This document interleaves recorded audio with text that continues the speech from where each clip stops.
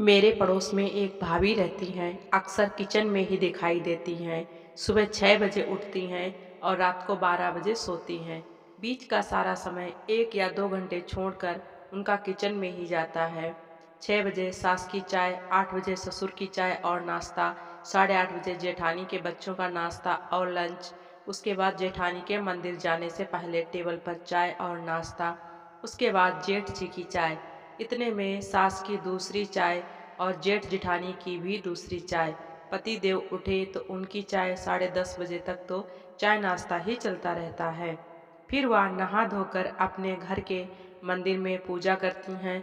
उसके बाद थोड़ा टाइम मिलता है तो फिर अपना चाय नाश्ता। इतने में ही खाने के लिए जुट जाती हैं। खाने का प्रोग्राम 3 बजे तक चलता है। उसके बाद जेठानी के बच्चों की फरमाइश या 6 बजे तक चलता है।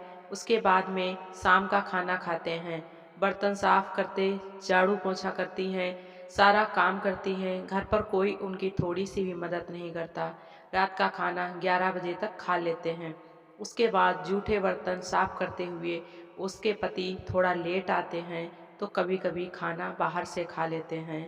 12 बजे रात के बर्तन साफ होते हैं। उसके बाद अगर किसी घर के सदस्य को मन करा तो चाय भी उसी को बनानी है। चाय के बर्तन को साफ करके सोना है। यह थी उसकी जिंदगी। एक बार उसके भाई और भाभी उससे मिलने आए। जब वह मिलने आए तो उसने अपने भाई और भाभी से नमस्ते की, फिर उनके चाय नाश्ते में लग गई। उसके बाद उसने सोचा भाई के साथ बैठकर थोड़ी चाय पी लूं, लेकिन सास ने कहा कि किचन में पी लेना और खाना बनाने की तैयारी कर। उसने चाय उठाई और किचन में चली गई। उस दिन उसे बहुत गुस्सा आया, परंतु किसी से कुछ नहीं कहा और ना ही उसने चाय पी। उसको सिंक में डाल दिया। फिर आंखों में आंसू लिए खाना बनाने की तैयारी करने लगी। फिर खाना बन गया तो उसके भाई और भाभी ने खाना खा लिया। अब उन्होंने कहा हम चलते हैं। उस दिन उसे बहुत दुख हुआ, क्योंकि उसके भाई और भाभी उससे मिलने आए थे और उससे तो कोई बात भी नहीं हुई सिवाय नमस्ते के। वह तो किचन में ऐसे लगी रही जैसे इनके घर की नौकरानी हो। जब उसके भाई भाभी आए थे तो सास या जेठानी भी चाय नाश्ता का प्रोग्राम कर सकते थे, परंतु उन्होंने ऐसा नहीं किया। यह बात उसको बहुत दुखी करती है कि क्या सोच रहे होंगे उसके भाई और भाभी। हमारे पास बैठने का थोड़ा सा भी समय नहीं था क्या उसके पास।